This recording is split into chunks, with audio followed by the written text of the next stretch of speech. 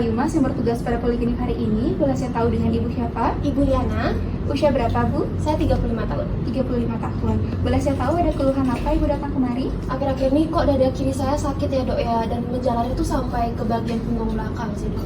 Oh, ada nyeri dada ya Bu ya? Itu boleh saya tahu sejak kapan Bu?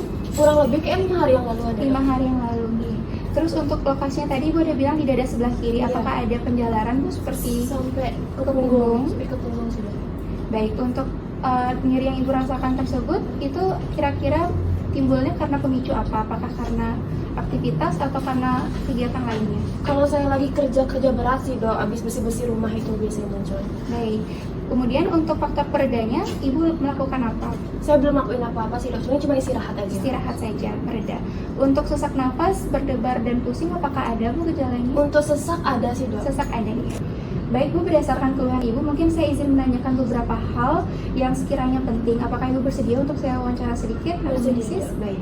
Karena Ibu bersedia, mungkin sebelum gejala yang sekarang ini, apakah Ibu pernah ada riwayat penyakit yang lain sebelumnya? Tidak ada sih dok. Tidak ada. Kemudian seperti penyakit stroke atau gagal jantung, hipertensi, apakah ada Ibu? Tidak juga dok. Tidak ada. Kemudian apakah sebelumnya Ibu punya riwayat cedera ataupun trauma? Enggak juga dok. Tidak ada. Kemudian untuk obat-obatan, apakah saat ini Ibu sudah menggunakan obat-obatan? Belum ada sih dok. Belum ada. Berarti tidak ada menggunakan obat hipertensi, antidiabetes, tidak ada. Tidak ada. Baik. Kemudian dari keluarga Ibu, apakah sebelumnya ada riwayat mungkin dari ayah atau ibu yang mengalami penyakit serupa? Ayah Di usia saya muda? hipertensi sih dok. Ayah ibu hipertensi. Iya. Baik. Kemudian apakah dari keluarga Ibu ada yang punya riwayat mati mendadak? Seingat saya sih enggak. Tidak ada ya. Baik. Untuk itu saya izin tanya Bu, boleh diceritakan sedikit kira-kira bagaimana aktivitas Ibu sehari-hari? Apakah rutin berolahraga? Enggak sih dok, karena saya pegawai kantoran ya di kantor aja sih dulu dok. Baik. Kemudian untuk pola makan Ibu sehari-hari dan juga apakah Ibu punya kebiasaan seperti minum alkohol ataupun pola makan Ibu cenderung tinggi lemak dan juga tinggi kolesterol? Kalau alkohol enggak sih dok, mungkin cenderung lebih ke sini lemak sih. Baik. Kemudian apakah sebelumnya Ibu sempat melakukan prosedur medis seperti pemasangan kateter ataupun ada pemasangan alat pacu jantung seperti itu? Belum ada dok. Belum ada. Baik, mungkin yang terakhir pertanyaan saya, apakah Ibu punya riwayat alergi sebelumnya? Enggak sih dok. Tidak ada riwayat alergi. Baik. Di sini berdasarkan semua hasil anamnesis saya, tentu di sini saya perlu untuk melakukan pemeriksaan penunjang Ibu. Dalam tindakan yang saya lakukan itu adalah pemeriksaan EKG atau elektrokardiogram, di mana di pemeriksaan ini nanti mungkin terasa tidak nyaman. Di mana saya izin jelaskan terlebih dahulu, tujuannya itu adalah untuk nantinya mengevaluasi bagaimana aktivitas listrik dari jantung Ibu, untuk nantinya menilai ada tidaknya kelainan dari bagaimana aktivitas listrik di jantung Ibu. Nantinya dalam tindakannya mungkin akan terasa sedikit tidak nyaman karena perlu untuk nantinya dipasangkan beberapa alat di bagian dada Ibu dan mungkin cukup sensitif karena Ibu perlu untuk melepaskan pakaian. Dan juga ada beberapa alat yang akan saya letakkan di bagian tangan dan juga kaki Ibu. Apakah Ibu sekiranya bersedia? Bersedia. Baik, karena Ibu bersedia, Ibu dipersilakan untuk nantinya mempersiapkan diri, melepaskan pakaian dan juga seluruh aksesoris yang ada di tangan Ibu ataupun di leher Ibu, baik itu kalung, cincin ataupun gelang. Dan silakan untuk berbaring di bed pemeriksaan sembari saya mempersiapkan alat. Baik, pertama-tama saya akan mulai untuk mempersiapkan alat dan juga mencuci tangan. Adapun alat yang saya siapkan pertama adalah ada alat EKG dengan kertas perinannya dan juga beberapa elektroda beserta juga dengan gel, APD berupa handscoon, masker, serta tisu apabila diperlukan untuk nantinya membersihkan gel pada tubuh pasien. Baik, saya akan mencuci tangan apabila ada air mengalir dan juga sabun saya akan gunakan, namun di sini saya izin untuk menggunakan hand rub terlebih dahulu.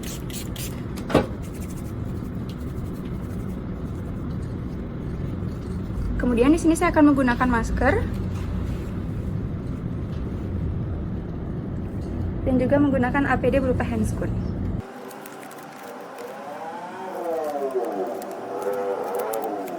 Baik, saya izin untuk memulai tindakan pemeriksaan.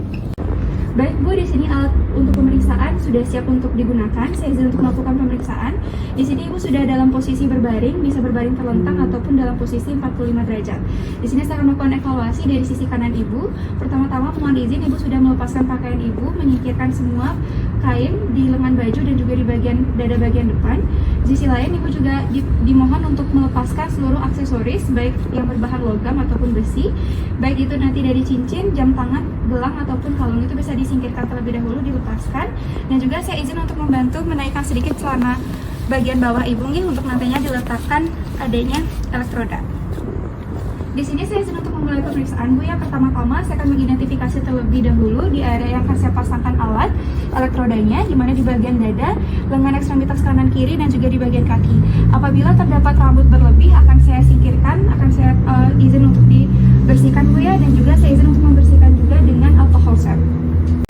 Baik, di sini sudah tidak ada rambut yang berlebih. Saya izin untuk membersihkan terlebih dahulu Bu ya dengan menggunakan alcohol swab di area yang akan saya gunakan atau ditempelkan alat, baik di lengan ekstremitas dan juga nantinya di bagian kaki. Kemudian di sini akan menunggu hingga kering. Sembari menunggu, saya akan mengidentifikasi terlebih dahulu tempat peletakan elektrodanya atau lead di bagian precordial, di mana akan identifikasi di intercostal 4, di mana dimulai dari adanya angulus ludovici ataupun the angle of Lewis. Di sebelah kanan kirinya adalah costa 2, kemudian akan turun ini adalah ICS 2, kemudian ada ICS 3 dan juga ICS 4. Di ICS 4 ini adalah peletakan pertama dari lead precordial yang khususnya V1, di mana di sini saya izin untuk melapiskan atau memberikan gel nih Bu di bagian yang akan saya tempelkan dari semua elektrodanya. Saya akan memberikan gel di beberapa tempat.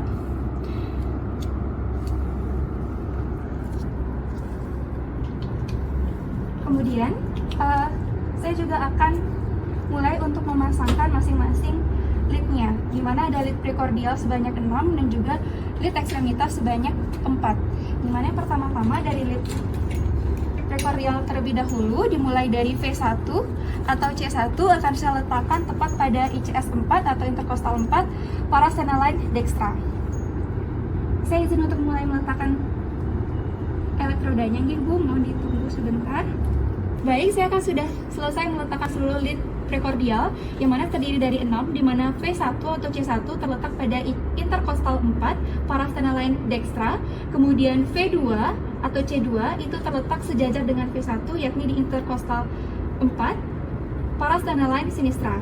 Kemudian saya akan letakkan yang ketiga itu adalah V4. V4 atau C4 akan terletak pada mid clavicular line di ICS 5. Kemudian untuk V3 akan berada di antara V2 dan V4 yang sejajar dengan intercostal space 4.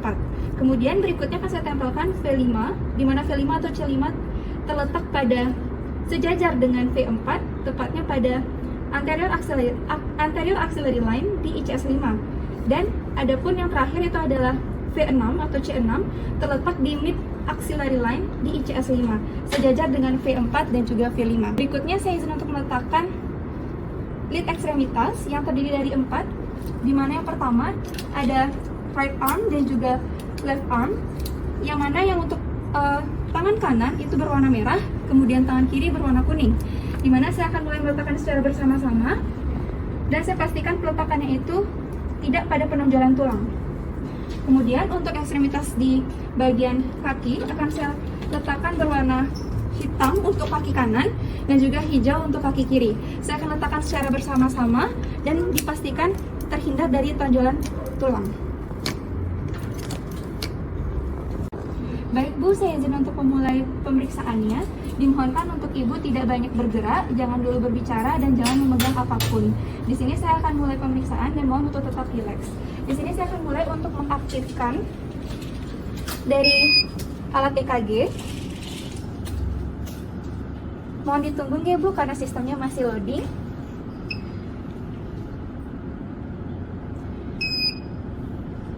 Yang mana nantinya alat ini akan merekam aktivitas kelistrikan jantung dari pasien. Apabila nanti dibutuhkan, saya akan klik print. Dan setelah itu saya akan lakukan interpretasi dari hasil pemeriksaan EKG dari pasien. Adapun langkah-langkah dalam menginterpretasikan hasil pemeriksaan EKG yakni yang pertama, cek identitas pasien dan kalibrasi rekaman yang umumnya memiliki kecepatan 25 mm per second, kemudian hitung laju jantung, dan yang ketiga, evaluasi irama, sinus atau bukan, dan berikutnya adalah analisis gelombang P, interval PR, kompleks QRS, segmen ST, dan gelombang T, hingga akhirnya seluruh data diintegrasikan. Dimulai dari contoh EKG normal yang tertera pada layar, adapun beberapa parameter penting pada EKG normal yakni yang pertama, frekuensi jantung dalam rentangan 60-100 kali per menit, kemudian irama sinus normal dengan gelombang P positif di lead 2, kemudian interval PR dalam rentangan 0,12 sampai 0,20 detik, dan durasi QRS kurang dari sama dengan 0,10 detik.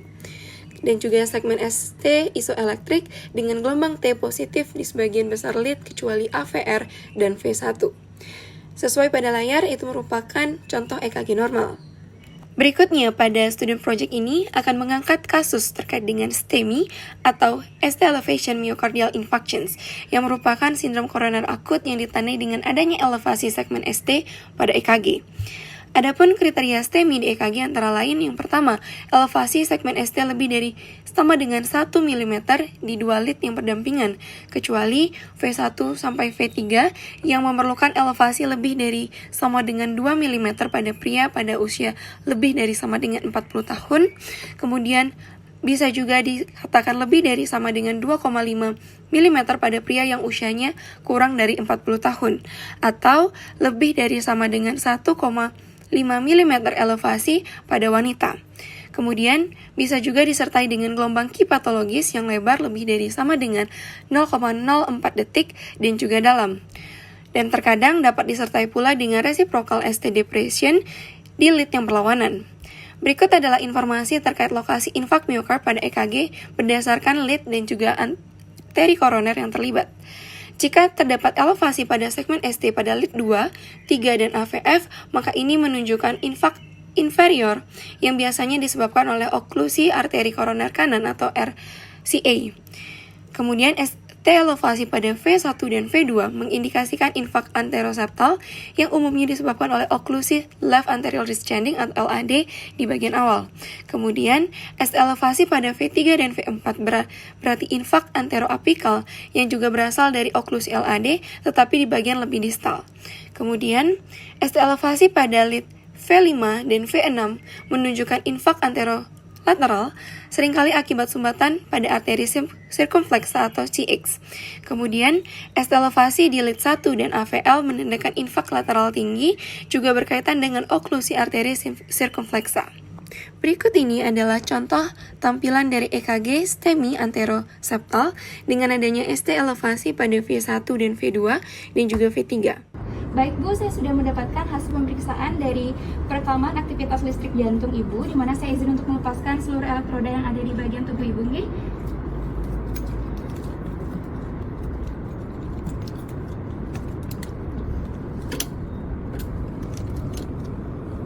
Baik Bu, sebelumnya saya izin untuk mengucapkan terima kasih karena sudah berkoordinasi dengan baik. Untuk di sini karena ada sisa gel, apakah saya mau bantu untuk bersihkan atau Ibu bersihkan sendiri? Baik, saya akan bantu bersihkan, nggih. Mohon izin Bu. Baik, pemeriksaan sudah selesai. Ibu dipersilakan untuk menggunakan pakaian kembali dan duduk di kursi sebelumnya sembari saya membaca hasil dari pemeriksaannya dan nanti akan saya berikan informasinya. Terima kasih Bu. Baik, setelah merapikan alat-alat dan juga nantinya akan membaca hasil pemeriksaan, saya akan kembali lagi untuk mencuci tangan dan melepaskan APD yang sudah saya gunakan sebelumnya. Ini akan saya buang di tong sampah medis, kemudian akan saya lakukan pencucian tangan kembali. Apabila ada air mengalir, saya akan gunakan air mengalir beserta juga dengan sabun. Saya akan cuci tangan 6 langkah prosedural dengan air mengalir dan juga dengan sabun. Baik, di sini saya akan lanjut untuk membaca hasil interpretasi dari pemeriksaan EKG pasien. Baik Bu, berdasarkan hasil pemeriksaan, saya izin untuk menyampaikan bahwa memang dari hasil pemeriksaan ditemukan adanya kelainan dari aktivitas listrik jantung Ibu. Saya temukan di sini ada istilahnya dalam medis itu STEMI, namun untuk bahasa awamnya sendiri itu adalah salah satu jenis serangan jantung, di mana ini disebabkan karena adanya sumbatan dari arteri di jantung atau pembuluh darah di jantung Ibu. Tentunya ini perlu untuk tindakan segera Bu, berupa salah satu tindakan yang cukup invasif adalah PCI. Namun di sini saya perlu untuk memberikan tata laksana awal terlebih dahulu. Tentu saya akan perlu untuk melakukan evaluasi kembali bagaimana nantinya dari saturasi oksigen Ibu, dan juga nanti akan saya berikan pereda nyeri seperti morfin ataupun nitrat, serta juga oksigen apabila memang saturasi Ibu menurun, saturasi oksigen menurun, dan juga ada tambahan obat seperti aspirin dan clopidogrel. Apakah sekira Ibu bersedia untuk saya tata laksana awal? Kemudian saya rujuk ke PCI, apakah Ibu bersedia Bu? Baik, karena Ibu bersedia, saya izin untuk melakukan tata laksana awal.